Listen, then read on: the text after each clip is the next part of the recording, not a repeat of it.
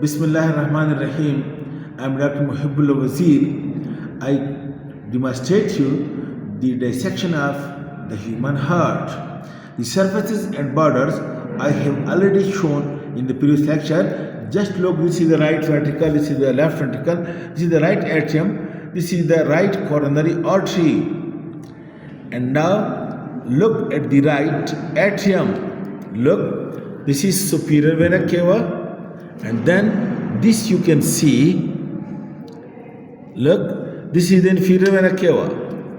This is the inferior, and then this is the superior vena cava. Look, and over here, this groove which you see over here, this is the sulcus terminalis cordis.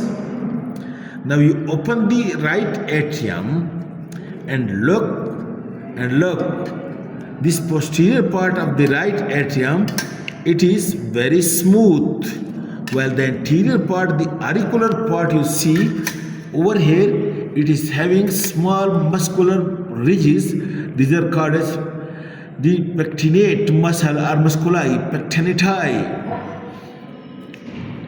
And then you can see that this muscular part and this smooth part, it is being separated from one another by this ridge which extend from the superior vena cava to inferior vena cava, and this ridge is called as crista terminalis, and at the upper end of the crista terminalis and at the entry point of this superior vena cava over here at the entry point of superior vena cava, over here lies the SA node. And note the point that the superior vena cava is having no veil in it. And then look at the inferior vena cava opening, make it very clear. This is inferior vena cava opening, and over here a small rudimentary veil which is also called as Dissection veil is present in the inferior vena cava. And then you can see that opening into the right atrium, also over here this opening, this is the opening of the coronary sinus, which is also having a rudimentary veil which is called as Dissection veil as well. But the point is that there is no veil at the superior and a rudimentary veil in the inferior and coronary sinus, but why not the blood is being regurgitated back to these vessels during an atrial contraction? This I have explained in another lecture already. Please look at that. Then look over here, please. This is the interatrial septum between the right and left atrium. And then you can see over here, there is a fossa over here. This fossa at the septal wall, this fossa, this is called as fossa ovale. And the raised margin of fossa ovale, this is called as limbus fossa ovale. Now there is foramen and this fossa ovale, okay.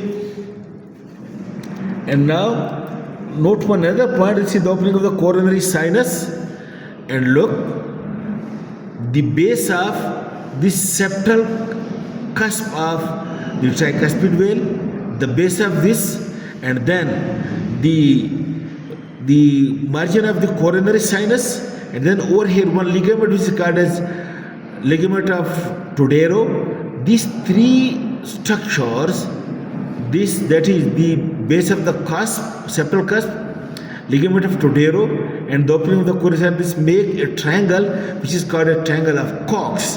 The AV node lies over here.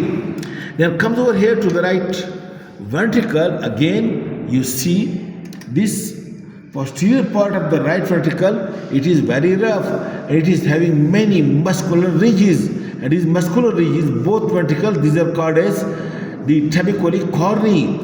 But some of these muscular ridges you can see, these muscular ridges, they are attached over here. Again you look to this cusp. On the left side this is bicuspid, and the right side that is tricuspid veil. Now look over here, please. First of all, Allah has put over here a fibrous string which acts like a lentus of the door, and then you can see the cusp of the door, that is the bicuspid veil over here, this cusp, and the tricuspid veil over here.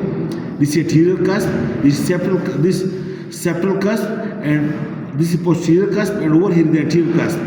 And these cord-like structure, they are called chorditendinae, and these muscles are called as papillary muscles. On the left side bicuspid vein, and left side the tricuspid vein, and these are the papillary muscles.